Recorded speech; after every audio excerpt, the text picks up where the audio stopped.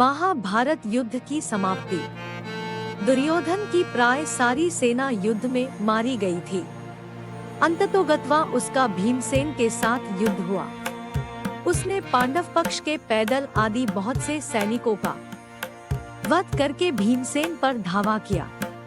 उस समय गदा से प्रहार करते हुए दुर्योधन के अन्य छोटे भाई भी भीमसेन के ही हाथ से मारे गए। अपने राजा दुर्योधन की ऐसी दशा देखकर और अपने पिता द्रोणाचार्य की मृत्यु का स्मरण कर अश्वत्थामा अधीर हो गया। छुपकर वह पांडवों के शिविर में पहुंचा और घोर कालरात्रि में कृपाचार्य तथा कृतवर्मा की सहायता से पांडवों के बचे हुए वीर महारथियों को मार डाला। केवल यही नहीं, उसने पांडवों के 5 पुत्रों के सिर भी अश्वत्थामा ने काट डाले। अश्वत्थामा के इस कुकर्म की सभी ने निंदा की, यहाँ तक कि दुर्योधन तक को भी यह अच्छा नहीं लगा। पुत्रों के हत्या से दुखी द्रौपदी विलाप करने लगी। उसके विलाप को सुनकर अर्जुन ने उस नीच कर्म हत्यारे ब्राह्मण के सिर को काट डालने की प्रतिज्ञा की। अर्जुन की प्रतिज्ञा सुन अश्वत्थामा भाग निकला। श्री कृष्ण को सारथी बनाकर एवं अपना गांडीव धनुष लेकर अर्जुन ने उसका पीछा किया। अश्वत्थामा को कहीं भी सुरक्षा नहीं मिली तो भय के कारण उसने अर्जुन पर ब्रह्मास्त्र का प्रयोग कर दिया। अश्वत्थामा ब्रह्मास्त्र को चलाना तो जानता था पर उसे लौटाना नहीं जानता था। उस अति प्रचंड तेजोमय अग्नि को अपनी ओर आता देख अर्जुन ने श्री कृष्ण से विनती की, हे जनार्दन, आप ही इस त्रिगुणमयी सृष्टि को रचने वाले परमेश्वर हैं। सृष्टि के आदि और अंत में आप ही शेष रहते हैं। आप ही अपने भक्तजनों की रक्षा के लिए अवतार ग्रहण करते हैं। आप ही ब्रह्मा स्वरूप हो रचना करते हैं।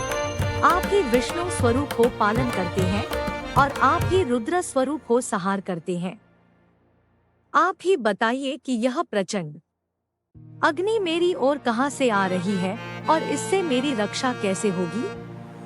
श्री कृष्ण बोले, है अर्जुन, तुम्हारे भय से व्याकुल होकर अश्वत्थामा ने यह ब्रह्मास्त्र तुम पर छोड़ा है। इससे बचने के लिए तुम्हें भी अपने ब्रह्मास्त्र का प्रयोग करना होगा, क्योंकि अन्य किसी अस्त्र से इसका निवारण नहीं हो सकता। श्री कृष्ण की इस मंत्रणा को सुनकर महारथी अर्जुन ने भी तत्काल आचमन करके अपना ब्रह्मास्त्र छोड़ दिया। दोनों ब्रह्मास्त्र परस्पर भिड़ गए और प्रचंड अग्नि उत्पन्न होकर तीनों लोकों को तप्त करने लगी। उनकी लपटों से सारी प्रजा दग्ध होने लगी। इस विनाश को देखकर अर्जुन ने दोनों ब्रह्मास्त्रों को लौटाकर शांत कर दिया और झपटकर अश्वत्थामा को पकड़कर बांध लिया। श्री कृष्ण बोले, हे अर्जुन धर्मात्मा, सोए हुए, असावधान, मतवाले, पागल, अज्ञानी, रथहीन, स्त्री तथा बालक को मारना धर्म के अनुसार वर्जित है। इसने धर्म के विरुद्ध आचरण किया है।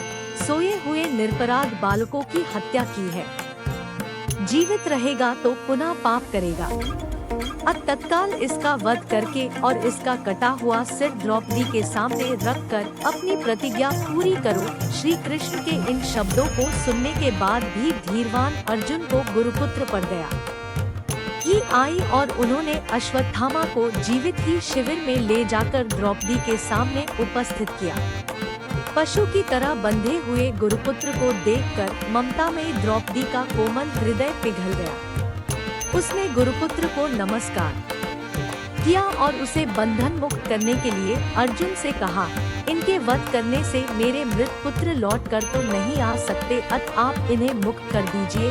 द्रौपदी के इन न्याय तथा धर्मयुक्त वचनों को सुनकर सभी ने उसकी प्रशंसा की, किंतु भीम का क्रोध शांत नहीं हुआ। अर्जुन ने अपनी तलवार से अश्वत्थामा के सिर के केश काट डाले और उसके मस्तक की मणि निकाल ली। मणि निकल जाने से वह श्रीहीन हो गया। श्रीहीन तो वह उसी क्षण हो गया था जब उसने बालकों की हत्या की थी, किंतु केश मुंड जाने और मणि निकल जाने से वह और भी श्रीहीन हो गया और उसका सिर झुक गया। अर्जुन ने उसे उसी अपमानित अवस्था में शिविर से बाहर निकाल दिया।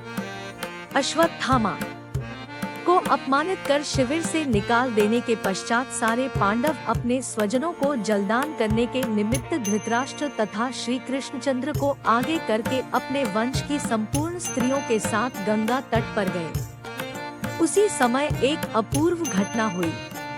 उन्होंने देखा कि उनकी वधू उत्तरा ने व्याकुल स्वर में कहा कि मुझे बचाओ, मेरी रक्षा करो, आप योगेश्वर हैं, देवताओं के भी देवता हैं, संसार की रक्षा करने वाले हैं, आप सर्वशक्तिमान हैं। यह देखिए प्रज्वलित लोहे का बाण मेरे गर्भ को नष्ट न कर दे है, प्रभु आप ही मेरी रक्षा करने में समर्थ हैं। ऐसे कातर वचन सुनकर श्री कृष्ण तुरंत रथ से कूद पड़े और बोले कि अश्वत्थामा ने पांडव वंश को नष्ट करने के लिए फिर से ब्रह्मास्त्र का प्रयोग किया है, जिससे उत्तरा का गर्भ अत्यंत जलने लगा, परंतु श्री कृष्ण ने अपने तप से शिशु को पुनर्जीवित कर दिया।